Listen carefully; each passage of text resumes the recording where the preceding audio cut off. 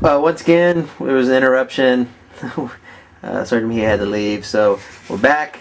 We were at the Ministry of Oil, and I believe, sir, you were explaining the size of the building, or something to that effect. Yeah, we were inside the building. 13 took the post. That's where I left off. It was the post. 13 got the task to secure the outside, which was the towered post, which we manned, and then the rest of the company were clearing up the Ministry of Oil building. So cleared it out, stayed there the night, and next morning woke up to Saddam's Saddam's statue getting driven in front of the Ministry of Oil by a vehicle. Oh, by a vehicle. Was this the one that is famously documented on TV, or was this just a statue of Saddam Hussein being dragged in? Because I assume there was at that time there was probably tons of Saddam Hussein statues all over the place. I want to say it was the one that the Americans helped take down, and the Iraqi populist dragged with their own vehicles. Okay. So they're dragging back and forth in front of the Ministry of Oil, which is pretty funny at the moment. I know. I imagine that's pretty neat to actually see that for real. I saw it on TV, so. Yeah, like everybody in our company that wasn't doing anything basically went up there and seen this, because we started calling everybody like, look, this is pretty funny. So statues getting drugged right in front of our boss right now. He's like, oh, okay. So I guess at the time I didn't realize the significance that footage would be. It just it's just a statue being dragged around, but to the rest of the world it was kind of the pivotal moment of the war. You know, the war was, where the populace is actually dragging Saddam Hussein's statue down. His power and reign's over. Definitely. After that, throughout the day, I was roving around because I was the RO, so my lieutenant didn't make or let me stand post at the time. So he just told me to go rove around. Whenever he needed me, he'll call me. So I was roving around talking to my buddies on post. After that, like, I was in the back of the lot. That's when my lieutenant comes over the radio and is like, giving me Lance Corporal Mejia over here. Didn't know nothing of it. Why do you want me? So there's a Spaniard reporter came up to the front. Spanish reporter? Spanish? Yeah, Spanish or Spaniard? One of them. I think it's the same either way. Yeah, well, they were calling for me because I spoke English. There was other Mexicans, don't get me wrong, in the platoon, but the other ones didn't speak Spanish or didn't want to talk to me or something like that. But my lieutenant called me, and I went up there, and I want to say it was Spaniard, Spain language, because I kind of grasped what she was saying, but at the same time I couldn't explain it. Like, I could understand it, but I can't speak it to them because they're saying, "What are you saying?" And I was talking nothing but Spanish at the time. Okay. So they didn't really know what I was saying in Spanish, I think. Oh, I believe I'm a native Texan, and I know that what the Mexicans speak in Texas and Mexico is different from what the Cubans. It's all Spanish, but they have different ways, different dialect, different slang. So yeah, I can understand you could understand what they were saying, but they couldn't understand what you were saying. Oh yes, definitely. After that happened, well, I mean, what was it? Male, female? Oh, it was a female reporter. Was she part of the embedded system, or? She was the press. That's what it said.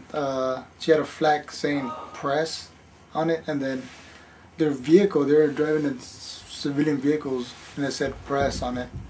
So, like, during the war, nobody messed with these vehicles. Neither the Iraqis did too. Oh, so I mean, I guess were they part of the embed system? Because I assume if they were part of the embed system, they would have been with a military unit. These people were just on their own. On their own. Oh, really? Okay. So they were just driving around, hoping no one would shoot at them because they had press on the side there. They had press flags on. and it was blue, and it said pressed in white. Like, what is this? But yeah. So after that, after the Spanish thing, the Spanish reporter, we continued there. Stayed there. That was actually my first shower. Oh. Me and Lance Corporal Link at the time was rolling around to this building, and it was inside our compound. So. And you, Lance Corporal Link. This is the same. What's his entire name? It's Peter Milinkovic. Yeah, yeah. He's now getting a commission, right, in the Marine Corps. Yes, he's okay. going to MECEPS and going to become an officer. Okay, okay. I just recognized the name, so I thought we should. No. Yeah, clarify. So we're rolling around, and then we find this building with a shower. So we're like, we look at each other like, okay, yeah, let's do this. So sure enough, he's like, I'm gonna take a shower. You? I'm like, yeah. And there's 3 stalls in the shower, in the shower. So I'm like, okay. So I took one, he took one, and then next you know, we're like, hey, you know, there's a shower back there. This is after we told everybody, you know, hey. And this was near the Ministry of Oil. It was inside the Ministry of Oil. Okay. Oh, okay. Inside okay. the compound. So that was my actual first shower. That's been probably a month or so, I want to say, into. And y'all are still wearing your mop suits. The mop suits were, I think we had just taken them off at the time. Like, so before you were in Baghdad, and there was no need to wear them because if you had been hit, you would have been hit already. Was that? Yeah. They kind of okay. So y'all shedded them right outside the city. Inside Baghdad. Oh no! So they even came in the city and still wearing them. Yeah, we're still wearing them. I want to say it was like a couple days before, or a day, or that day. Either or, we shedded the mop suits. We will not woke up, but we seen our boots like wet, soaking wet. Where the mop suit and the boots were. Every time you would run, it just feels like you're running in water. And we took off our boots and they were soaked because of the sweat and there was accumulating water under there. Oh, so the mop suits were actually okay, hard. Okay, that must have been really terrible. Yeah, and we finally took them off and aired out our feet and stuff, so that's pretty good, I think. But getting a first shower in was pretty good. Oh, I can imagine. I don't think I've gone that long without a shower, so I couldn't imagine. After that, I can't remember what the other platoons did. What's it called? I want to say that night, first platoon went somewhere. I don't know where. But this was the first night in Baghdad. This is still the first night in Baghdad. No, it's actually the second night because the first night was when we found the showers and. That was the next day. Okay. Okay. So this is the second day too. The Minister of Oil. But that night, first platoon went out. Did a raid. It was tracks only. Tanks that departed. Tanks departed our company as soon as we got into the Ministry of Oil. Reason being is that we didn't really need the tanks in there because we had a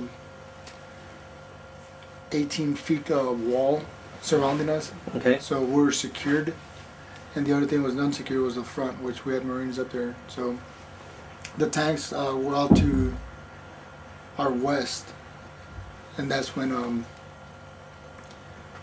there was an engagement from the Iraqi populace, and then the tanks started shooting up with the coax, and it looked like a barn.